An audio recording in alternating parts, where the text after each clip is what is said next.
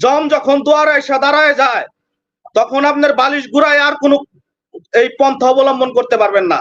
জম আপনার দুয়ারে দাঁড়ায় আছে, বালিশ ঘুরায় কোনো লাভ নাই। জামাত শিবির আমরা সবাই, জামাত শিবির দেশের 18 কোটি মানুষ। কে বলেছে? কে বলেছে? আপনি বলছেন, আপনার নেত্রী বলেছে। সবচেয়ে খারাপ দল হচ্ছে এই আওয়ামী লীগ এবং সবচেয়ে বড় দল হচ্ছে জামাত। জামাতের একজন লোক যদি যার বয়স 6 মাস থাকে সে নেতৃত্ব দিতে সক্ষম। আপনাদের মধ্যে দর্শক লীগ আছে, জামাতের মধ্যে কোনো দর্শক নাই। এই শাসক দল মানুষের মন থেকে অনেক আগেই মুছে গেছে, নিষিদ্ধ হয়ে গেছে। আপনার এই জামাত শিবিরের ট্যাবলেটের বড়ি আর কেউ যে করলো খুন সে করলো আজকে রাষ্ট্রীয় ঘোষণা। যে করলো খুন সে করলো রাষ্ট্রীয় ঘোষণা আজকে শোক দিবস হিসেবে। সেই রাষ্ট্রীয় ঘোষণা শোক দিবস তো কালা বেশ ধারণ করার কথা ছিল, কিন্তু আজকে আমাদের মানচিত্র রক্তাত্র দেশ রক্ত সবাই আমরা লাল বেশ ধারণ করছে আজকে। সে যদি বলে যে জামাত শিবির, তাহলে বিশ্ববিদ্যালয়ের শিক্ষকরা জামাত শিবির। প্রত্যেকটা বিশ্ববিদ্যালয় থেকে দেখেন, রাজশাহী বলেন, আপনার যত বিশ্ববিদ্যালয় আছে, যদি তাদের চক্ষু থাকে অবশ্যই তারা দেখছে, তাইলে জামাত শিবিরটা তাদের আগে দিতে হবে। আপনার এই জামাত শিবিরের ট্যাবলেটের বড়ি আর কেউ খাবে না। আপনি এখন যে দল নিষিদ্ধ করতেছেন, আপনার ক্ষমতা আছে, আপনি করেন। আপনি জামাত শিবির নিষিদ্ধ করেন, জামাত শিবির মানুষগুলো তার দেশ থেকে বিদায় করতে পারবেন না। তারা এই মজলুম জনতার পাশে আছে, দেশের সাধারণ মানুষ আছে। আপনি সালাউদ্দিন ভাই একটু আগে বলছেন জানমালের ক্ষয়ক্ষতি হয়েছে তার জন্য আপনার শোক, কিন্তু আপনার নেতৃত্ব আগে মালের জন্য কাঁদছে, জানের জন্য কান্দে নাই। মালের জন্য কাঁদছে একদিন আগে, জানের জন্য কাঁদছে, জানের মালের জন্য কাঁদছে একদিন আগে, জানের জন্য কাঁদছে একদিন পরে। আমাকে কথা বলতে দেন মনি ভাই। আপনার নেত্রী জানের জন্য কাঁদছে একদিন পরে, মালের জন্য কাঁদছে আগে। আপনার যে এই যে বলছেন যে এই মেট্রো রেল বলেন আর যত এখানে সব চায়না সংস্থা থেকে যতগুলা ইয়া আছে সেগুলাই পুরানো হয়েছে, পুরানো হয়েছে, সেটা দেশের মানুষ জানে। শুনেন মনির ভাই, জম যখন দুয়ারে এসে দাঁড়ায় যায় তখন আপনার বালিশ ঘুরায় আর কোনো এই পন্থা অবলম্বন করতে পারবেন না। জম আপনার দুয়ারে দাঁড়ায় আছে, বালিশ ঘুরায় কোনো লাভ নাই। জামাত শিবির আমরা সবাই, জামাত শিবির দেশের 18 কোটি মানুষ। কে বলেছে? কে বলেছে? আপনি বলছেন, আপনার নেত্রী বলেছে। ধন্যবাদ। আপনি খেলা দেখতে থাকেন। আর প্রবাসীরা তাদের কার্যক্রম চালায় যাবে। রেমিটেন্সের জন্য 6 মাস সালাউদ্দিন ভাই 6 মাস অপেক্ষা করেন। আপনি কথা বললেন না, আপনি একজন অতিথি মানুষ, আপনার আমি শ্রদ্ধা জানাই, আপনার সেলুট জানাই। আপনি অপেক্ষা করেন, জামাত শিবিরের ট্যাবলেট আর কেউ খাবে না। ধন্যবাদ। আসসালামু আলাইকুম। জি মনির আনমিউট করে প্রশ্ন বলেন। ধন্যবাদ এনাম ভাই এবং সমস্ত আলোচক বৃন্দ, আসসালামু আলাইকুম। কথা বলার আগে তো ট্যাগ দিয়ে দিলে আমরা সব জামাত বিএনপি, তাহলে বাংলাদেশে মানুষ মারা গেছে প্রায় 500-র মতো। আপনি 35 জনকে নিয়ে দিলেন, অর্থ দিলেন। এই অর্থ দিয়ে কি আপনি এদের জীবন কিনতে পারবেন? এদের জীবনকে আপনি ফিরিয়ে দিতে পারবেন টাকা দিয়ে? এরপরে দেখেন জামাতকে নিষিদ্ধ করবেন।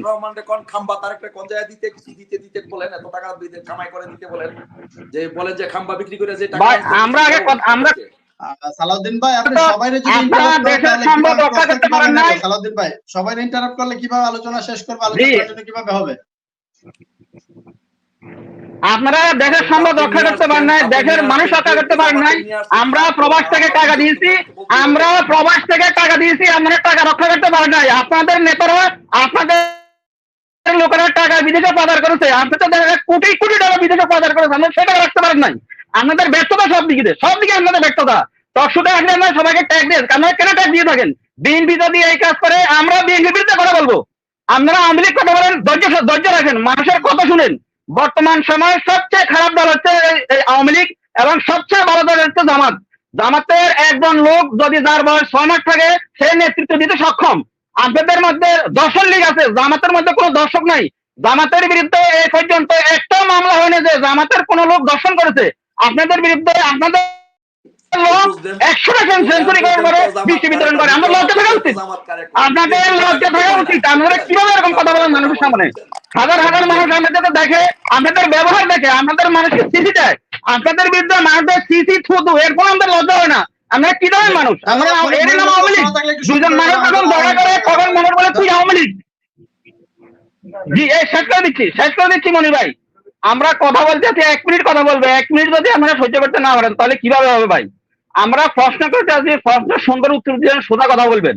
আমাদের প্রবাসীদেরকে আপনারা তুচ্ছ তাচ্ছিল্য করেছেন, এখন প্রবাসীদের কাছে ভিক্ষা যাচ্ছেন। প্রবাসীদের এখন আপনাদেরকে বুঝিয়ে দিয়ে প্রবাসীরা কি জিনিস। জামাত নিষিদ্ধ করবেন, বাংলাদেশের সবচেয়ে ভালো দল হচ্ছে জামাত, কারণ জামাত দিন এবং দুনিয়া শিক্ষা দেয়, আর আওয়ামী লীগ কি করে দুর্নীতি শিক্ষা দেয়। ধন্যবাদ আপনাদের সবাইকে। আসসালামু আলাইকুম, thank you so much for having me. আমি ইউএসএ থেকে বলছি, আমি কানেক্টিকাট থেকে। আমি জাস্ট প্রশ্ন করবো না, আমি আমার একটু স্টেটমেন্ট দিব, আমি দয়া করে একটু শুনবেন আপনি আমাকে। আমি সরি টু সে, আমি এটা রিগ্রেট করি যে আমি Chhatra League. So regret, I am so regretful for having attacked like a Chhatra League, first of all. And second of all, আপনার অনুষ্ঠানে যারা অতিথি আসেন তাদের বয়স মোটামুটি ভালোই, তাই না? 50+ হবে আপু Sara. As a participant in this platform, আপনার একটা সেন্স থাকা দরকার যে কেউ যখন প্রশ্ন করবে বা কেউ যখন কথা বলবে তাকে ইন্টারাপ্ট করবেন। ইন্টারাপ্ট করলে কি হয়, আমি তখন এই যে দর্শক শুনি, আমার কানে এটা খুব বাজে শোনায়, আমি কিছুই বুঝতে পারি না।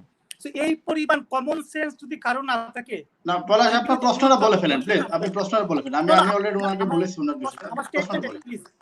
না, আমার একটা স্টেটমেন্ট, সবসময় প্রশ্ন করতে হবে, আমার স্টেটমেন্ট আপনি শুনুন প্লিজ। সো এই পরিমাণ কমন সেন্স আপনার কাছ থেকে আশা করি। আপনার কোনো রাইট নেই দর্শকের সময়কে কিল করা, তাকে বিরক্ত করা। আমার মনে হয় ভবিষ্যতে এটা মনে রাখবেন প্লিজ। নাম্বার 3, উনারা আজকে আমাদের পার্লামেন্ট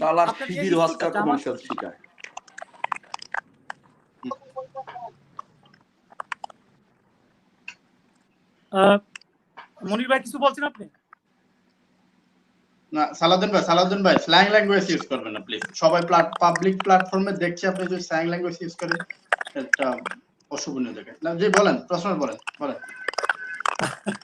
না, এটা তো সালাউদ্দিন ভাই এটা বলবেন, ওনার পার্সোনালিটি এটা। সো এটা আমিও অবাক হই না, আর দর্শকরা অবাক হবে না যারা ওনাকে চিনে। আর উনি আমাদের একটা very important, it's $1 billion question.